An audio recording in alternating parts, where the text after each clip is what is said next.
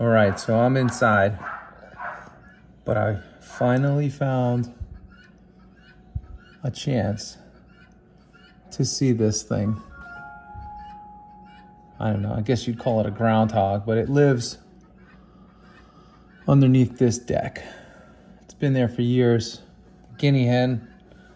He's not afraid of the guinea hen. I just cut the grass, and he is loving... Oh, he saw me. Anyway, he's loving the grass. Anyway, look at that view. Is that a great view? Everything's so green. It's amazing. Even the pigs. Well, there's my window. There's the pigs. They're loving it. And all is good. All is good right now. And anyway, I should probably go outside. I'm going to go outside. All right, so we had a big day in here packing. This is now empty, this area, but we had 87 boxes go out today. Here is our ice right here. There's Lauren doing a little bit of exercise for Rocco. We went on a little trip last week. So for those of you that were wondering where I've been waiting for this grass to turn green, and it finally has turned green. There's Rocco. He is playing extreme defense on his Frisbee. And there's all the cows up there. We had a calf born today, another calf born yesterday, so we'll go out there and take a look. And there's some chicken tractors that we're building out there. So we have a few of them basically in line and ready to go. There they are. So those three are going to get filled with chickens tomorrow, or probably a little later in the week. But the weather's finally where we need it to be at like 80 degrees today. Got some shorts on right now, but yeah, those tractors are going to get filled, and we're building out actually 3 or 4 more. Now, I haven't shown you guys the chickens, so we're going to take a look and show you what's going on with the chickens. There's the ducks. That's our garden over there that is needing to be tilled. You know, we're gonna put all that chicken manure right into the ground, so it's kind of like good tilling. But anyway, let's take a look at all of these chickens. All right, so there are over 475 chickens in here, and they are looking awesome. And as a result, they're growing really well. So again, in this climate, it's really hard to raise chickens early. So we started these guys in March, and they're growing awesome. And this was the safest way for us to do it. And then what we'll do is we'll take all this chicken manure and we'll put it out into the garden. So we're always recycling everything. So there's the chickens. For those of you that are wondering, where's my chicken? I get emails every week. Where's my chicken? Where's my chicken? Where's my chicken? And I have to tell people, A, we sold out 500 chickens in just a few hours. 500 chickens gone. That's number one.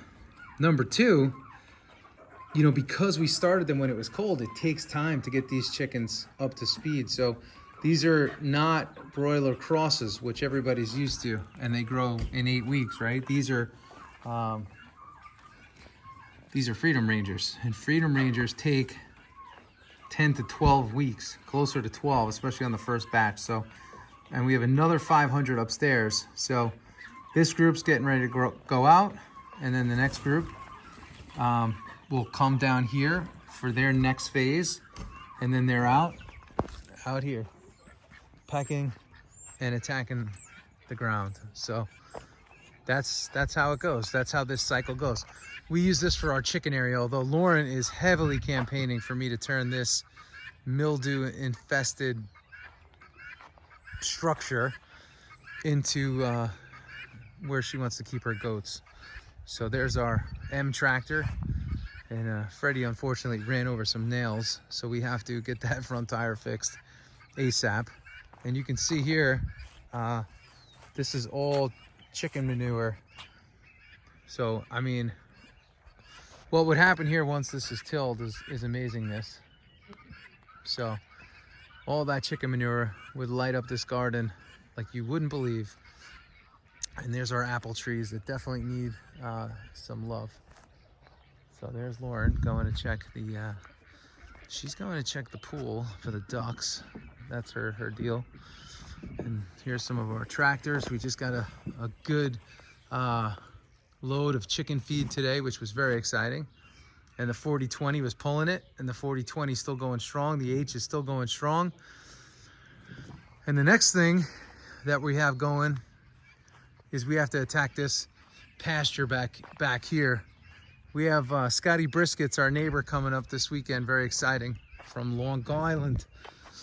Although he's a CNY native. But we're gonna try to get this ground right. We're gonna seed it up, put a good amount of seed on it. Now this is something I gotta point out right here. You see that? Some may think that's just a little bit of fur. That came off the head of one of our chickens. That fro on one of our chickens got caught in the barbed wire. So that's a souvenir for everybody. But this pasture took a beating. That's why we took the cows off of it, and we're learning. So go easy on us, everyone. But in this region, you know, one of the things that we we heavily believe in, right, is rotating our cattle. And that's what we do. We rotate the cattle every day, virtually every day of the year, except for 1 month. And that month is pretty much the month of April. We trap them on that far pasture over there for the month of April. We let the grass grow, and that's it. The problem that we have this year is that the grass is not growing that much because today is our first warm day. It has been cold, cold, cold. Briskets sends us over the ground temperature, and he just said that the soil temperature reached 50 degrees. So we need this soil temperature to get up there so that this grass could jump and we can get this grass going and growing, because I don't want to put the cows out here to nub it down, or else we'll be playing catch up all season. So we got to really let this go and grow. We should probably spread some crap on it, but we're definitely gonna have to seed it over, because it took a bit of a beating. So we'll seed it up, and we'll get this sucker rocking and rolling, and we'll get that side rocking and rolling, because it needs to rock and roll. I feel like we're like 4 weeks late here this year, later than normal. So hopefully we get some carry on the other end of the season, and we get some good action into October. But anyway, this is our big concern every year, because the hay is just astronomical, and that, when we have to feed hay late into the year like we are now, it just keeps stacking, and boom, another 800 a week, 900 a week, 900 a week, 900 a week. It adds up. So, which brings me to my next point. For those of you that don't know this, and I'm sure many do, the price of cattle right now is absolutely through the roof. And something that we've had to make decisions on, and we continue to make decisions on, is, what do we do, right? I've talked about this before, but with the price of cattle as high as it is, we can literally take cattle off of the farm today and sell it at an auction. Like, we have some calves that dropped, we could sell them for $1,000 a piece, right? With no inputs into them, right? No hay, no minerals, nothing. We're not doing that, but we could do that. This is one sweet tractor, I'll tell you. But we could do that, but we don't, right? But here's the thing. It makes you think about the business that we're in. I can see why a lot of farmers would just say, hey, let's sell our calves now, because A, they're alive, and there's no guarantee with livestock that it won't turn to dead stock. So that's one. But number two, if you're going to decide to grow out your cattle, it's going to take a while. So you're going to have a lot of money into the cow or steer to get it to where it needs to be, a heifer or steer to get it to where it needs to be. So it makes you think, what do you do? And so much of what we do, requires planning and thought. And, for us, this is one of those times where, because the price of cattle is so high, you know, we have to ask ourselves, hey, is it better to be doing the direct-to-consumer meat business that we're doing? Or is it better to be selling cows at, you know, on the open market? Because A, we wouldn't have to put as much money in, right? When we sell to the market, we have to butcher the cow, we have to raise the cow, we have to give minerals to the cow, right? All these different factors, and you're looking at a minimum of 24 months, but probably closer to 30, so before you get a return on your dollar. So it's just something to think about. I mean, for us, you know, we have a big customer base that we have to serve and service, so for us it makes sense to grow our cows out. But you know, it's one of those things that you think about. It's sort of a big tease, a mental tease. Do we sell our cows live at auction, or do we sell direct to customers live animals, or do we continue to do what we're doing? And that's something that requires thought. I mean, we've thought about it, right? I mean, it's sort of the thought of the cattle business right now.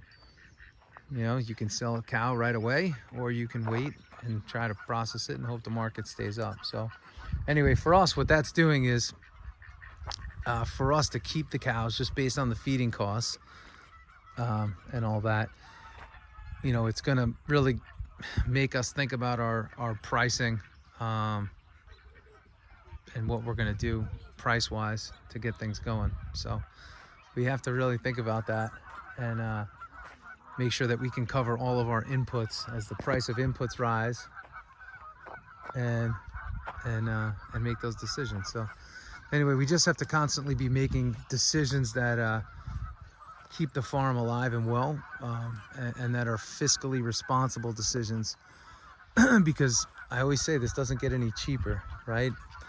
I do all the bills here, and I sit back and I say, oh my gosh, you know, what did that cost? What did that cost? What did that cost? What did that cost?